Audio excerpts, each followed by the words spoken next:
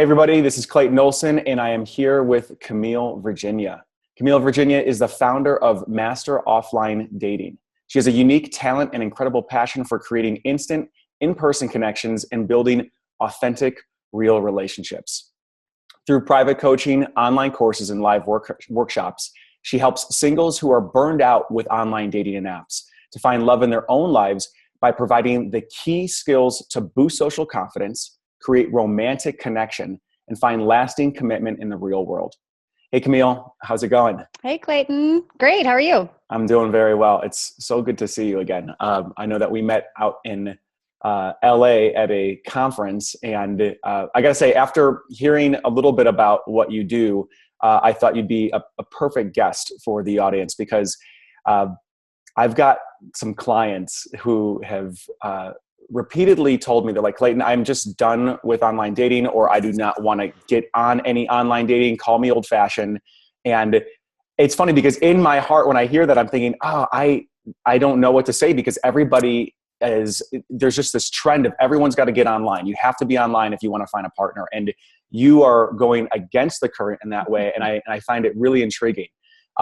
So before we dive into your tips though, I would love to hear a little bit about how you got started and got to this point where you're teaching women how to master offline dating. Sure. Well, I actually grew up pretty shy. I'm an introvert, and about 10 years ago, I just got sick of it. I was like, how do I get over this? This is ridiculous. Yeah.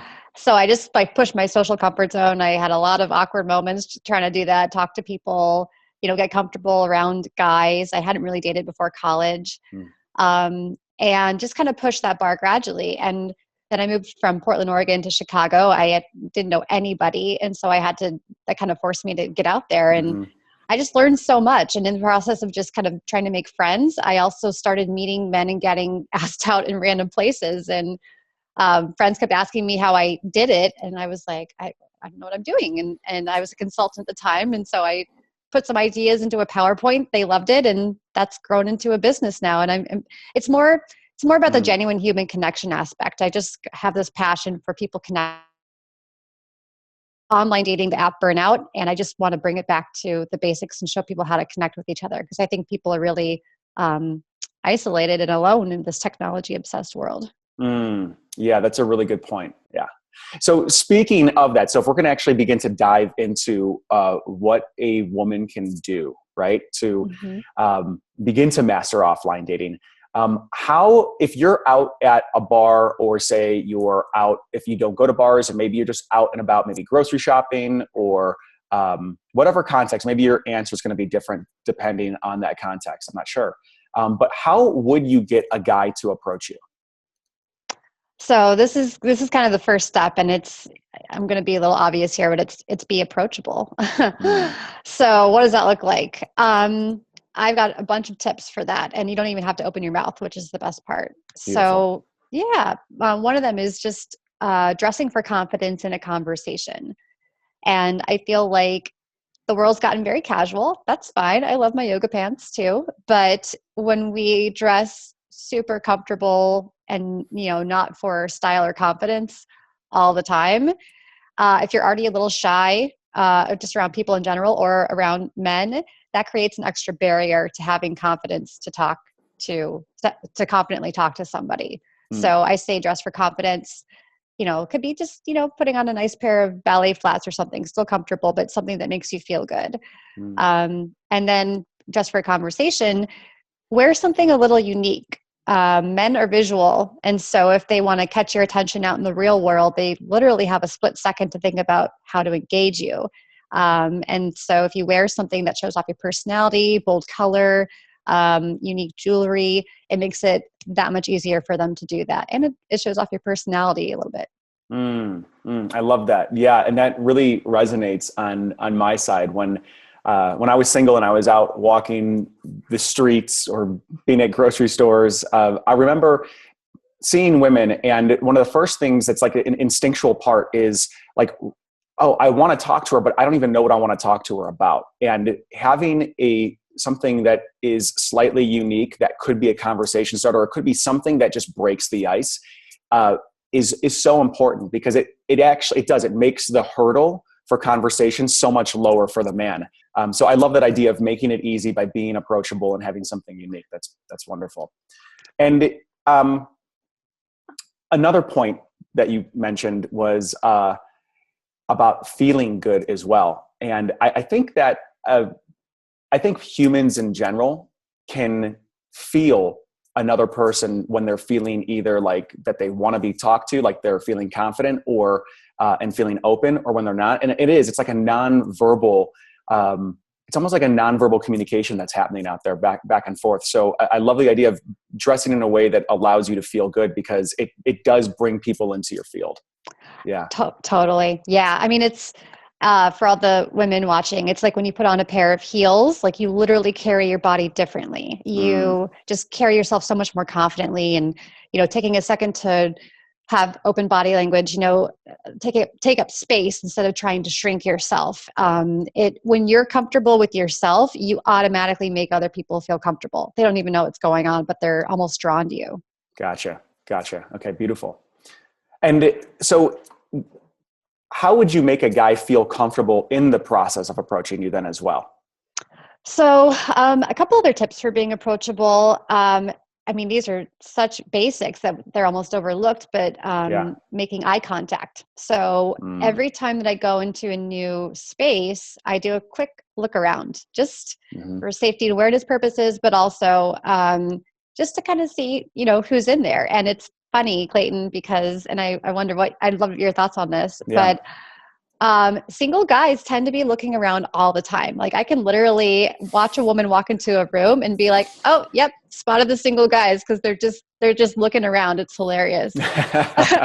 So when you walk in and you make that split second of eye contact with someone, it makes it that much easier for the guys to come approach you. Because I know guys have a fear of being creepy. They don't want to like sneak up on a girl who didn't see them, catch her off guard, and they would feel bad. So, to play off exactly what you said, as the woman, I believe it's my job to make it as easy as possible for men to approach me. I want to encourage that by making them comfortable and lowering that bar, that barrier.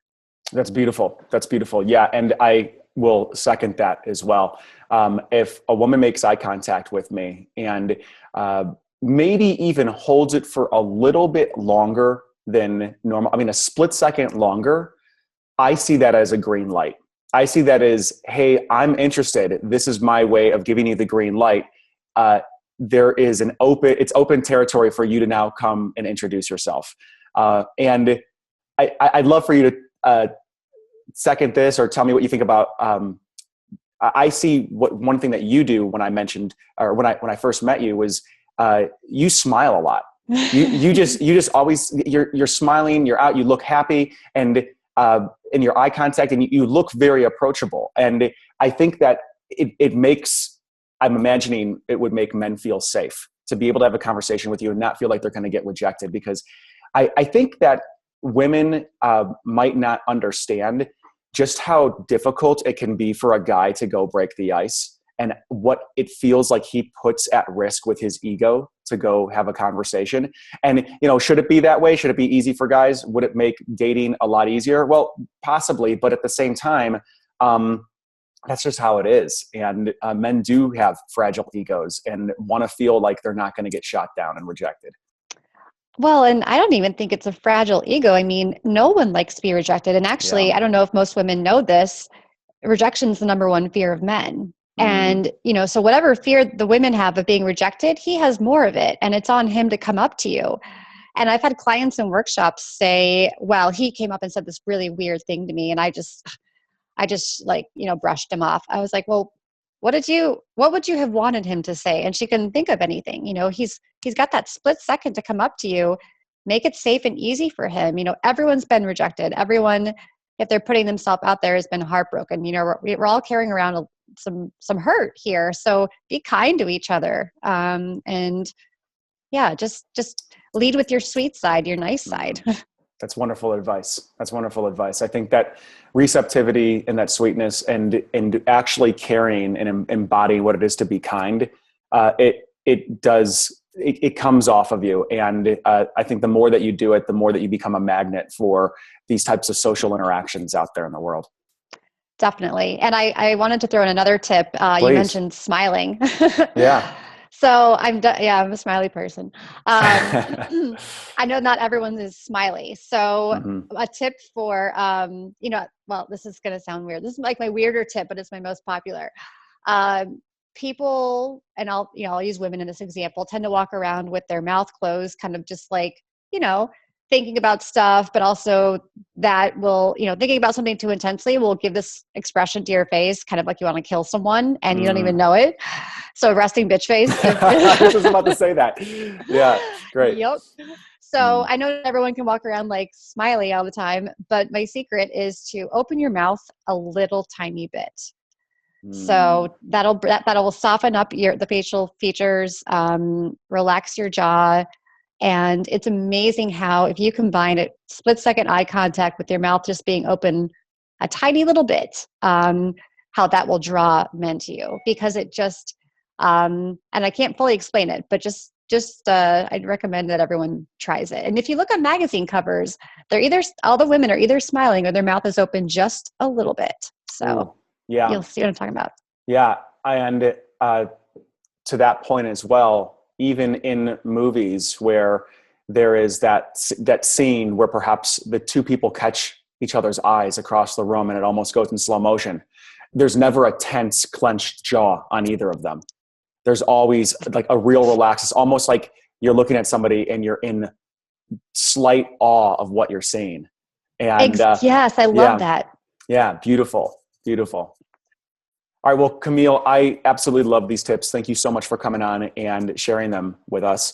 And I'm sure that a lot of our watchers right now are probably wondering how they can get in touch with you or learn more about what you do and work on their own offline dating skills. So if that is the case, what can they do to get back in touch with you?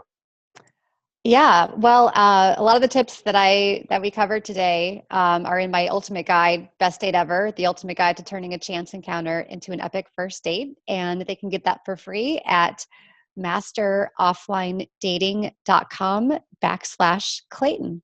Beautiful, beautiful. Well, that link will also be in the description box right below this video. So ladies, go ahead and click on that link below this video. Camille, thank you for joining us. And I'm sure we're going to do this again soon.